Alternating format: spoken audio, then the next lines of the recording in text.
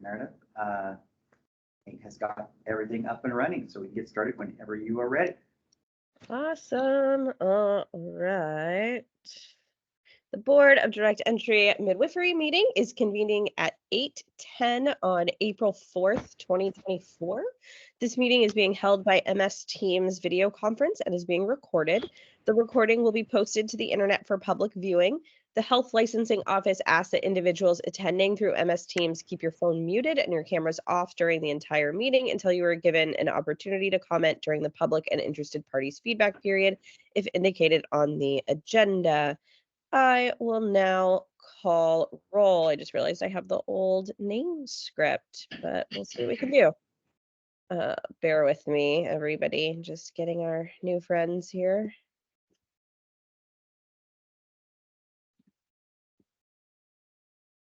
Oh, come on. Okay. Meredith Klein. Here. Meredith Mance. Here. Lynette Pettibone. Christine Morales. Here. Lennon Clark. Here. All right. And Misha Ronick. Here. Excellent. Welcome, Lennon and Misha. Sorry about that. I just needed to get our list updated. Members, when you wish to speak, please state your name for the record. Members are asked to not use the chat feature during meetings. Public members attending in person wishing to speak must first sign into the roster sheet available. For public members on MS Teams, please email Carrie Edwards at carrie.edwards@oea.oregon.gov and provide your first and last name. Public and interested parties' feedback may be heard during the public and interested parties' feedback period if indicated on the agenda. Everyone is asked to use appropriate language, manners, and protocols when conducting board business. This meeting is called to order. All right, so it looks like the first thing we need to do is approve the agenda, which is quite lengthy today. Does anyone want to make a motion? This is Christine. I motion to approve the agenda. Great. Do we have a second? This is Meredith. I second. A motion has been made. We will now take a vote. Meredith Klein. Aye. Meredith Mance. Aye. Lynette Pettibone. Absent. Christine Morales. Aye. Lennon Clark. Aye. Misha Ronick. Aye. And please correct me if I am pronouncing anyone's name incorrectly. My last name's Ronick. Got it. Thank you.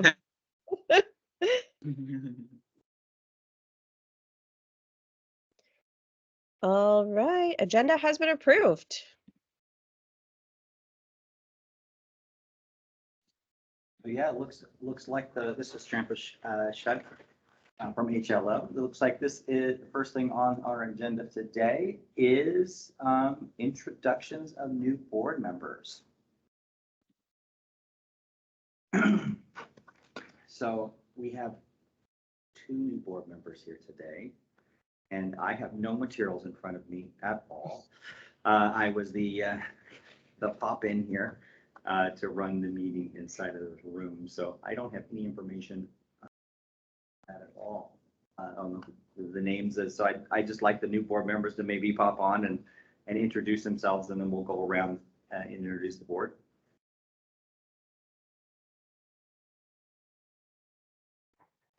Sure, I'll start. This is Lennon Clark. I'm a licensed direct entry midwife in Salem, Oregon.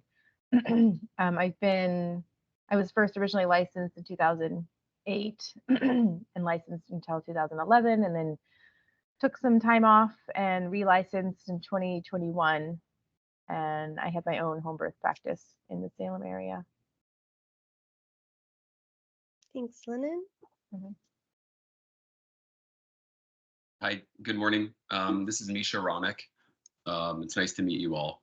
I'm a family physician in North Portland, where I've lived for, well, I guess the last 8.5 years. So I practice family medicine, primary care, and obstetrics at Providence Portland Medical Center in Portland. And yeah, I'm happy to get to, this is my first sort of state board participation. So I look forward to learning a lot from you. I got connected through Silka Atkinson, who after a midwife council meeting that I helped to do a presentation at a couple years ago. So that's kind of how I got connected. Thanks. Well, thank you for joining us. I know the physician seat can be challenging to fill on this board sometimes. We're excited to have some fresh faces. Awesome. All right, Trampus. So I think we're moving into the reports.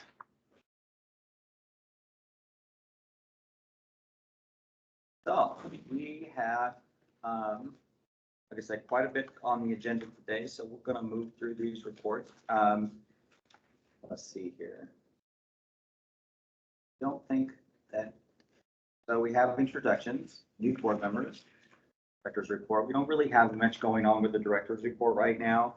We just got done with legislation and nothing that was really affecting this board. So I think they're still looking at everything, and they may have some, important to talk about at a future meeting. But at this point, there's not really anything that's has affected this board. There's a few things that are going on within the office with other boards that are kind of big things, but nothing that's super, relevant to this board.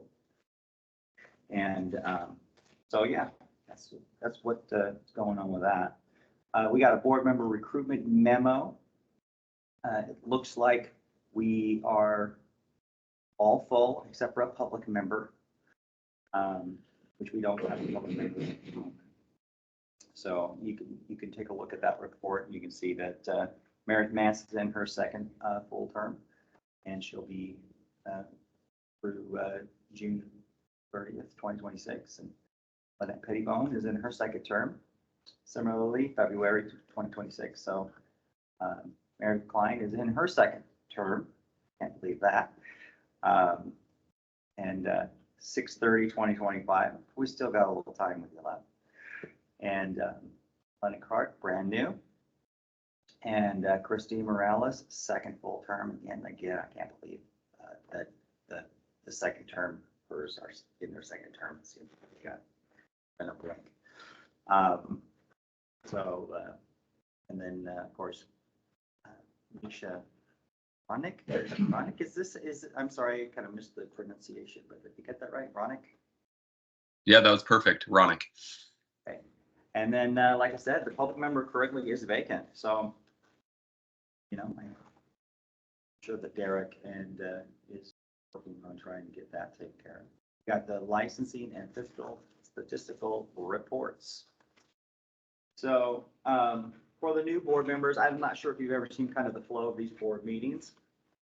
We have the direct injury midwifery group meeting, or board has regular meetings that are quarterly, and then we have meetings that we kind of fill in between when we have special business going on.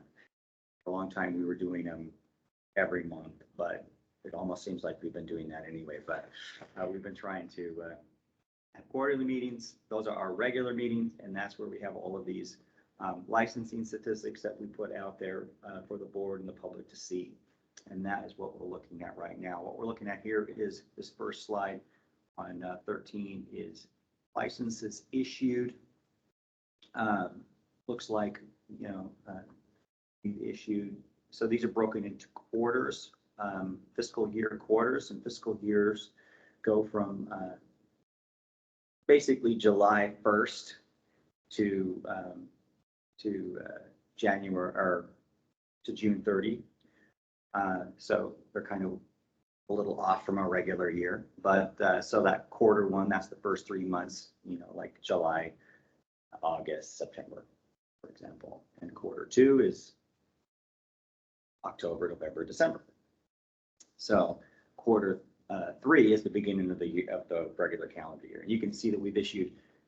It just shows you how many we've issued. It's between 1 and 4. There was a big month a couple of years ago where we did 7. I'm not sure what that month was for, but You can just kind of get a trend, an idea of what they're going. Licenses renewed. Direct entry midwives all renew on an annual license.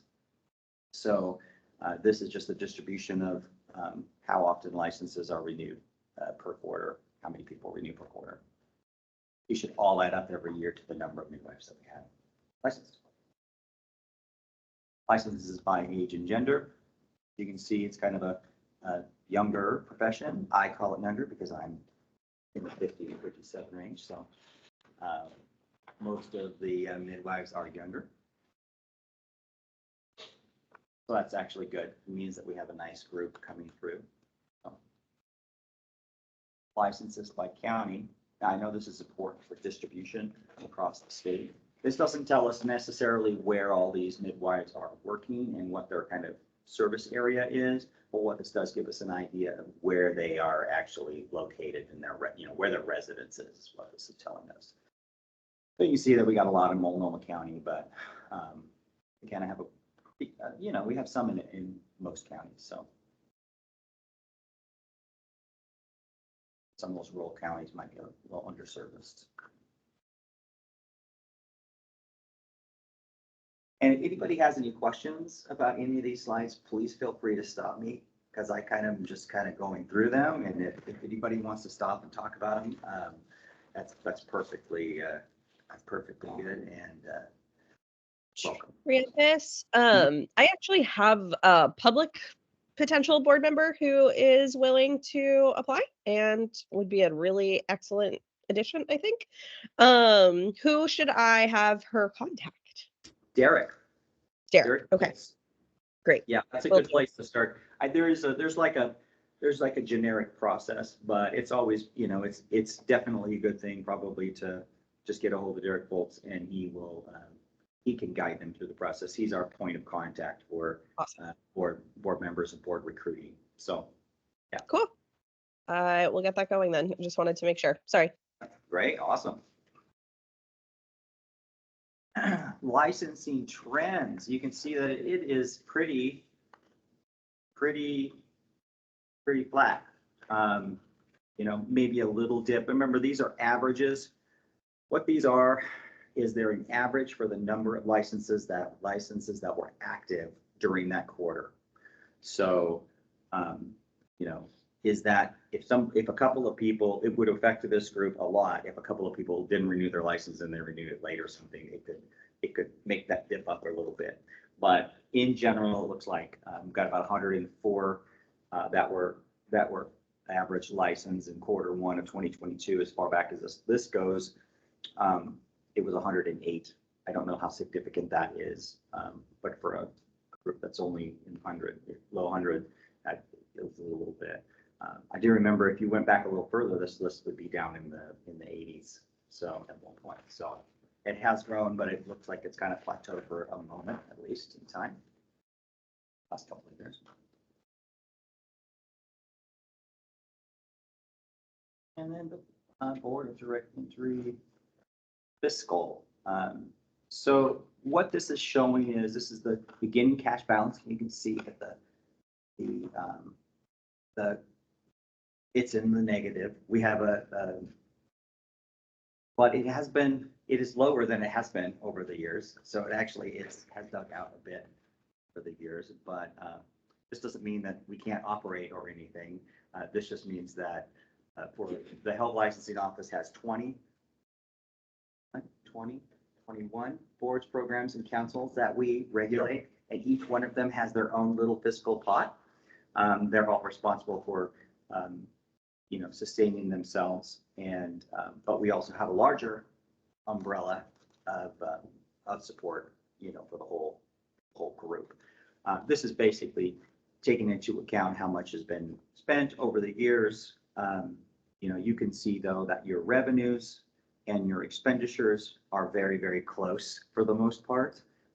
You can see some bumps. Those are probably either where we had a lot of contentious, where we had some rulemaking, or we had some cases that maybe got more expensive and went to a hearing, that kind of thing. That can really bump up the expenses. So, but you can see so far you're $30 in the black for this particular for the last, for the 2024 biennium. So that can also change throughout because, as licensees come in, pay their licensing fees, money goes out, and it all kind of works out. But you can see that, we're still in a negative situation for the ending balance.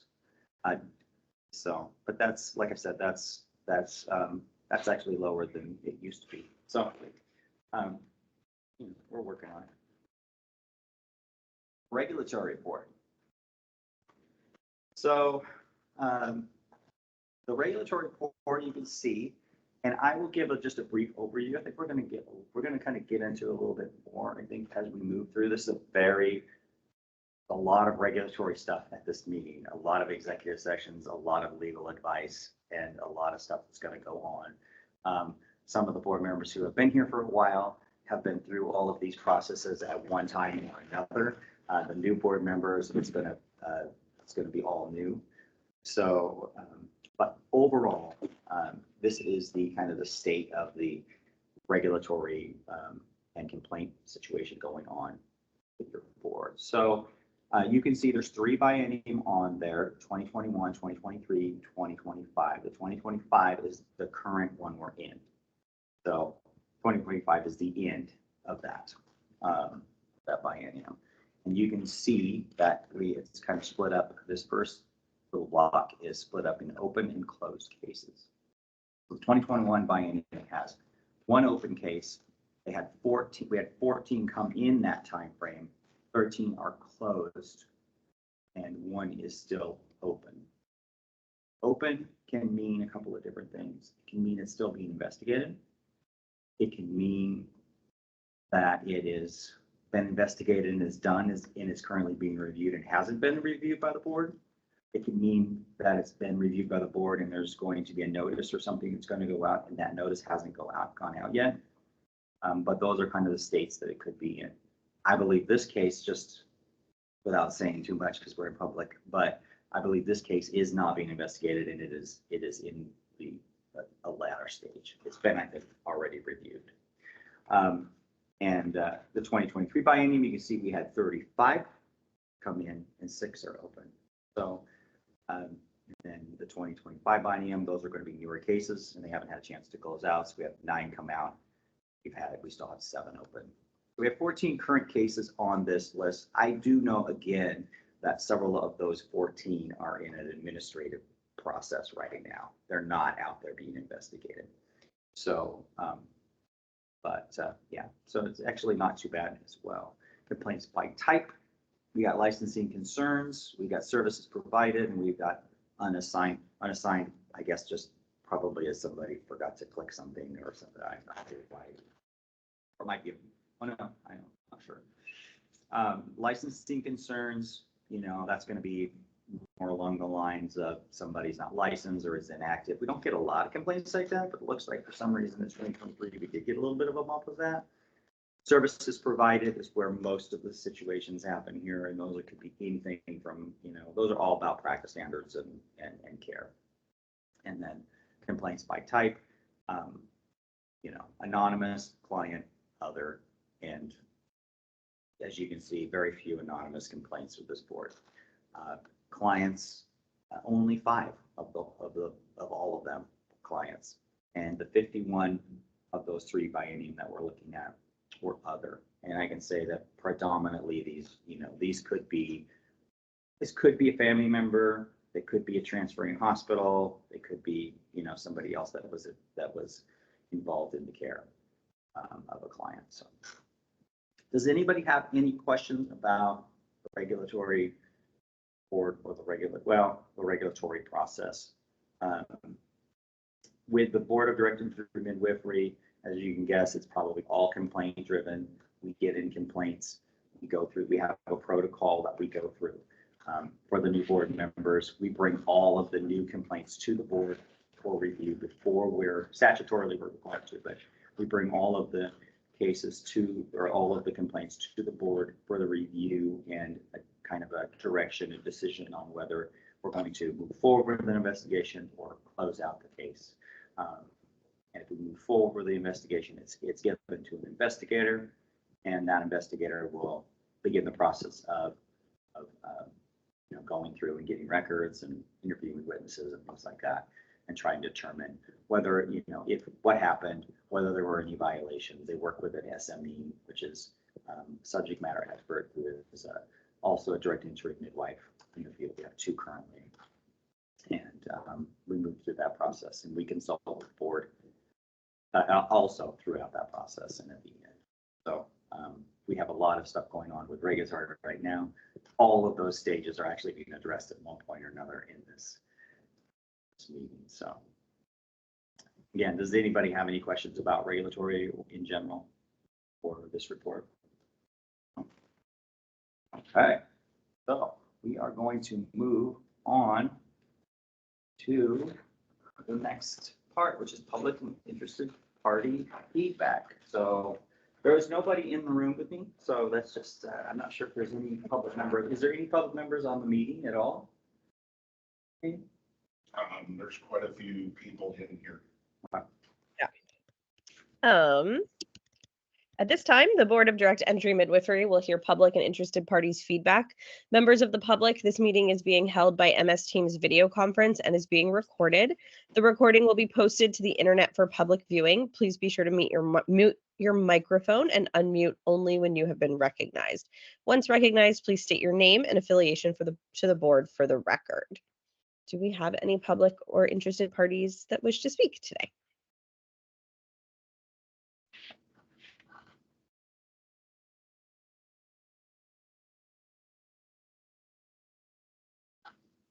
All right. I'm going to take that as a no, unless you all have received anything else on your end, or if Carrie received any emails. Okay. And I also just want to acknowledge for our new members, this is a particularly packed meeting. Typically, you'll see some of these things, but almost never all of these things. So thanks for hanging in with us today. Great. So I think that moves us to executive session time. All right. The Board of Direct Entry Midwifery will now meet in executive session pursuant to ORS 192.6602F and ORS 676.595 for the purpose of considering information or records exempt from public disclosure at 8:32 a.m. on April 4th, 2024. Representatives of the news media shall be allowed to attend the executive session. The public will be moved into a separate breakout room for the duration of the executive session. Do we have an estimate for this one for time and when we'll return? Yes, about 15 to 20 minutes. Great, then let's say we will return at 8:53 a.m. Please note that sometimes it can take longer than that. Are there any representatives of the news media on MS Teams now?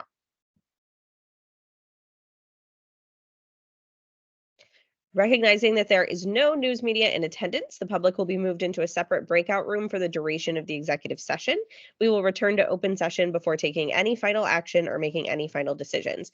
It is estimated that the board will return to public session at 8:53 a.m. Please be aware that it is possible that the board's executive session may last beyond 8:53 a.m. If the public has any questions about whether the board is still in executive session, then the public can contact Carrie Edwards at carrie.edwards@oha.oregon.gov. All right, we can switch it over.